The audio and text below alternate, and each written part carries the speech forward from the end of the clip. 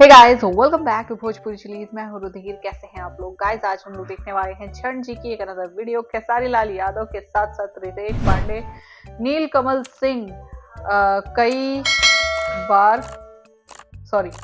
कई बड़े स्टारों का करियर खतरे में। ओके, तो भाई क्यों ऐसा है, ठीक है, वो हम जानेंगे झंड जी की वीडियो में। So let's enjoy this video. इसकी ओरिजिनल लिंक आपको डिस्क्रिप्शन में मिल जाएगी।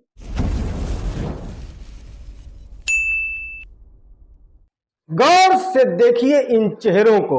देखने में तो ये चेहरे आपको नॉर्मल लग रहे होंगे, बट ये चेहरे नॉर्मल बिल्कुल नहीं हैं। इन चेहरों के पीछे एक बहुत बड़ा दर्द छिपा हुआ है। पिछले कई महीनों से ये सारे चेहरे अंदर ही अंदर बहुत ही ज्यादा मायूस हैं। हाँ, इनके स्टेज प्रोग्राम में या इनके लाइव वीडियो में भले ही आप इनको कभी न कभी मुस्कुराते हुए देख लेते होंगे, बट असल में इन चेहरों के नीचे और सीने के पीछे एक दिल है जो दहाड़े मार करके रो रहा है। क्यों रो रहा है, वजह क्या है, सब कुछ बताएंगे।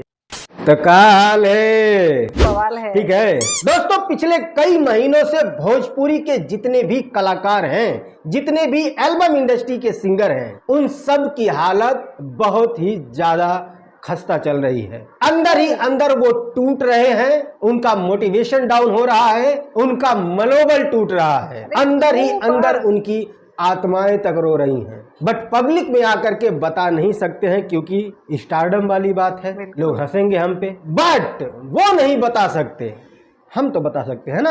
वजह क्या है, क्यों इन स्टारों पर आफत विपत आई हुई है, जो ये खुद ही अंदर घुट रहे हैं, बट किसी को बता नहीं रहे हैं। खेसारी लाल यादव जब किसी मंच पर अपना स्टेज प्रोग्राम करने के लिए जाते हैं तो वहां पर आप उनको भले ही कुछ चुटकुला उटकुला सुनाते हुए सुनते होंगे, उनको हंसते हुए भी देखते होंगे, बट वो प्रोफेशन है, करना पड़ता है। सच्चाई ये है कि अंदर ही अंदर उनकी आत्मा रो रही है। जब वो लाइव आते हैं तब उनका फेस देखिएगा, उनकी आंखें देखिएगा, उनके बोलने का स्टाइल देखिएगा, आपको समझ में आ जाएगा कि खेसारी लाल यादव की आत्मा रो रही है। सिर्फ खेसारी लाल यादव नहीं, नीलकमल सिंह, अरविंद अकेला कल्लू, समर सिंह, अंकुश राजा, प्रमोद प्रेमी यादव, रितेश पांडे, ऐसे बहुत सारे कलाकार हैं। सबका अगर नाम लेंगे तो लगभग 6 महीने तो बीत जाएंगे। फिलहाल इतना ही नाम से काम चलाते हैं, आप उसमें सारे नामों को इंक्लूड कर लीजिएगा जितने भी भोजपुरी में गीत गाते हैं। इन सब की हालत फिलहाल बद से बदतर होती जा रही है। पिछले कई महीनों से ये चक्र चल रहा है और धीरे धीरे अब इंडस्ट्री में भी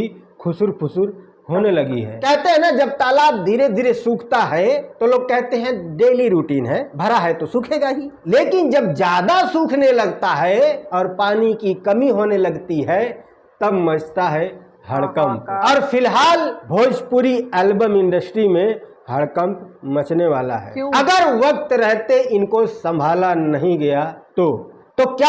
अभी कुछ दिन पहले ही होली बीती है और होली पर सबसे ज्यादा गीत अगर किसी इंडस्ट्री से आते हैं तो वो आते हैं भोजपुरी एल्बम इंडस्ट्री से। किसी दूसरी इंडस्ट्री में भी जब होली पर कोई गीत गाया जाता है तो वो भोजपुरी एक्सेंट में ही गाया जाता है, क्योंकि मजा भोजपुरी में ही आता है।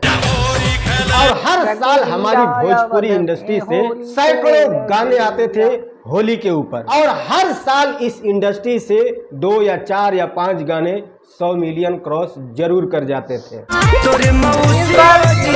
कई सारे ऐसे सिंगर जिनको कोई नहीं जानता है, उनके गाने तक 50-50, 60-60 मिलियन तक व्यूज बटोर लेते थे। बट इस साल तालाब एकदम सूखा सूखा नजर आया। कोई एक लौता स्टार ऐसा नहीं निकला इस साल होली पर जिसके गाने ने 50 मिलियन भी क्रॉस किया हो।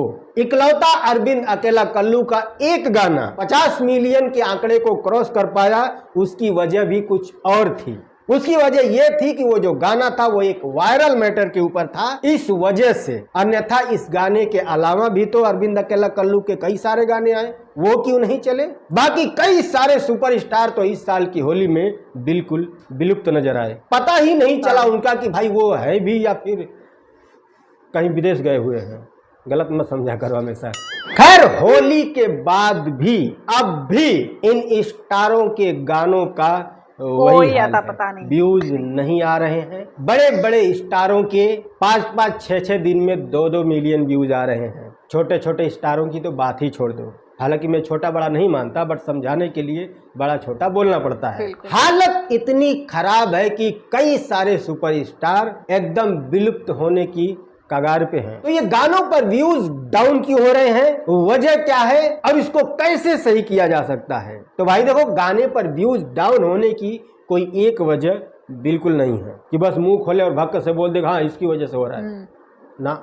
इसकी कई सारी वजह हैं और सबसे बड़ी जो वजह है वो है इनके गानों का म्यूजिक। हर गाने में एक ही म्यूजिक बजा रहे हैं, कोई भी ऐसा म्यूजिक नहीं बजा रहे हैं कि कुछ दिनों के बाद भी अगर उस म्यूजिक को सुने तो याद आ जाए कि किस गाने का म्यूजिक है। ऐसा कोई म्यूजिक नहीं बजा रहे हैं। अगर आप गीत सुनते हैं तो आपको पता होगा कि जितने भी गीत सुपरहिट होते हैं या आज तक जितने भी गीत सुपरहिट हुए हैं उनमें से 80% गीतों को सुपरहिट होने की वजह जो है उनका म्यूजिक है। लेकिन आज के जो इनके गाने आ रहे हैं सारे गानों में बस वही बज रहा है, टीणी नीणी पीणी नीणी टीणी नीणी पीणी नीणी, खत्म। भोजपुरी का सबसे एवरग्रीन जो गाना है लॉलीपॉप लगे लो, कितने साल हो गए उस गाने को। उस गाने का 1 सेकंड का म्यूजिक भी अगर आपको सुना दिया जाए आप तुरंत समझ जाएंगे कि फलाने गाने का म्यूजिक है। 5 दिन पहले इनका एक गाना आया है, सुना है? नहीं याद आएगा किस गाने का म्यूजिक है। 5 दिन में भूल गए लोग किस गाने का म्यूजिक है। ये म्यूजिक बज रहे हैं आजकल। ये जो भोजपुरी एल्बम के म्यूजिक डायरेक्टर है ना, ये लोग भी आजकल वही सुन रहे हैं, डीजे घुरहुआ, ढिचिक पिचिक ढिचिक पिचिक ढिचिक पिचिक, और वही सुन सुन के अपने गानों में भी ये लोग वही बजा रहे हैं। हर गाने में ढिचिक पिचिक ढिचिक पिचिक। अरे आगे भी बढ़ो यार, कुछ नया म्यूजिक बनाओ। बहुत सारे लोगों के मन में यह है कि आईपीएल आ गया है या फिर पॉलिटिक्स चल रहा है, इस वजह से गाने पे व्यूज नहीं आ रहे। तो भाई आईपीएल हर साल आता है और चुनाव भी हर साल कहीं न कहीं हो ही जाता है। ये वजह बिल्कुल नहीं है। हर साल चुनाव में गाने चलते हैं, हर साल आईपीएल में भी गाने चलते हैं, तो इनकी वजह से गानों पर कोई असर नहीं पड़ने वाला है। हाँ, आईपीएल की वजह से सिनेमा पर फर्क बिल्कुल पड़ता है। आईपीएल ने अच्छे अच्छे बड़ी बड़ी फिल्में फ्लॉप करा दी हैं, ठीक है, बात है। और अपनी भोजपुरी एंटरटेनमेंट इंडस्ट्री जो है ये पूरी की पूरी एल्बम इंडस्ट्री पर ही टिकी हुई है। फिल्म इंडस्ट्री तो इनकी लगड़ा लगड़ा के चल रही है, आखिरी सांस ले रही है। होली पे 4-4 फिल्में रिलीज हुई, चली एक भी नहीं। तो इनकी एक नहीं 18 फिल्में फ्लॉप हो जाए ना तो भी इनको कोई टेंशन नहीं होता, क्योंकि इनका कैरियर तो गाने पे टिका हुआ है। और वही डगमगाने लगे तब इनका दिल रोता है, क्योंकि फिल्म तो 50-60 लाख 1 करोड़ में बनाए हैं, उतना तो टीवी वाला भी दे देता है, बाकी यूट्यूब पे रिलीज करके मुनाफा कमा लेंगे। तो फिल्म में घाटा कभी नहीं होता इनको। लेकिन एल्बम अगर डगमगाया तो बस यूं सोच लो कि कुर्सी की चौथी टांग भी टूट गई। तो चिंता का विषय है। अभी आज के 7-8 महीने पहले अगर आपने देखा होगा, नीलकमल सिंह के गानों ने बवाल मचाया था। गाना रिलीज होते ही शाम तक 4-5 मिलियन क्रॉस कर जाते थे। आज उनके भी गाने नहीं चल रहे हैं। खेसारी लाल यादव, पवन सिंह, इन लोगों के गाने तो आते ही मार्केट में एकदम धुआं हो जाता था। अभी कुछ दिन पहले पवन सिंह का भी एक सैड सॉन्ग आया था, उसे भी देख लो। खेसारी लाल यादव का भी 2-3 दिन पहले आया था, शायद आज भी एक गाना आया है, राम जाने। पहले दिन तो ठीक ठाक चल जाता है, शाम तक हाँ 1-8 मिलियन कंप्लीट कर लेता है गाना, लेकिन दूसरे दिन से हालत पस्त, खत्म। आज के 1-2 साल पहले आपने देखा होगा कि YouTube पर कितने सारे यूट्यूबर थे। पवन सिंह ने भी कहा था कि दहे दहे यूट्यूब चैनल हो गई बा, याद है कि नहीं? एक तो देहे देहे चैनल हो गई बा।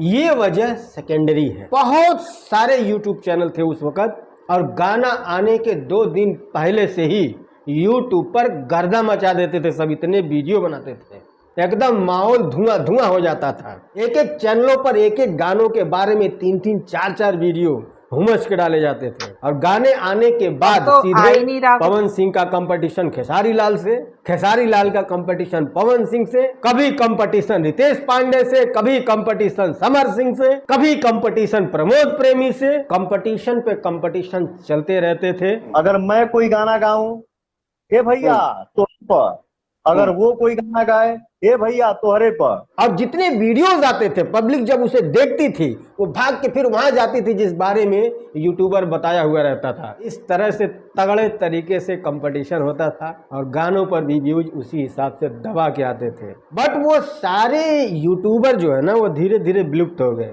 पहली वजह रही कि यूट्यूब ने जो अपना पॉलिसी है उसको थोड़ा स्ट्रिक्ट कर दिया, अपने टर्म्स एंड कंडीशन में थोड़े बदलाव कर दिए, और जो वल्गर वर्ड थे उन पर रोक लगा दिए। क्योंकि जो नए नए यूट्यूबर आए थे ना वो उस वक्त, वो लॉकडाउन की वजह से आए थे, काम धंधा उनका बंद हो गया था। लेकिन यूट्यूब पर क्या है, कुछ करने के लिए उनके पास कोई टैलेंट था नहीं, तो उसमें से ज़्यादातर यूट्यूबर क्या करते थे, वो गाली देते थे। आप ध्यान दिए होंगे कभी तो आपको पता होगा, वो ज़्यादा गाली देते थे सिंगरों को। तो जब यूट्यूब का रूल्स थोड़ा सा टाइट हुआ तो उनके वीडियोज पर येलो डॉलर आने लगे, और जब येलो डॉलर आने लगता है तो पैसा नहीं मिलता है, और ये सिलसिला लगभग सालों तक चलता रहा। और ज़्यादातर उन यूट्यूबरों में गरीब लोग थे, तो जब पैसा नहीं आ रहा है तो कौन अपने बच्चों को इस तरह से टाइम पास करने देगा यूट्यूब पे। घर वालों का प्रेशर पड़ा, यूट्यूब छोड़कर दिल्ली, बम्बई, पंजाब भागे कमाने के लिए। आज भी बहुत सारे लोग यूट्यूब पर स्ट्रगल कर रहे हैं, तो गानों पर वीडियोस बनने भी कम हो गए हैं, और ये सबसे बड़ी वजह है गानों पर व्यूज कम होने की। पवन सिंह भी पॉलिटिक्स में चले गए हैं, गाने भी उनके कम आ रहे हैं। अब खेसारी लाल के साथ भी कम्पिटिट करने के लिए कोई नहीं है, तो उनके यूट्यूबर भी ज़्यादा से ज़्यादा क्या कर सकते हैं। हाँ भैया, खेसारी लाल का एक तो गाना आया है, सुबह रिलीज हुआ है, बहुत बढ़िया गाना है, बात खत्म।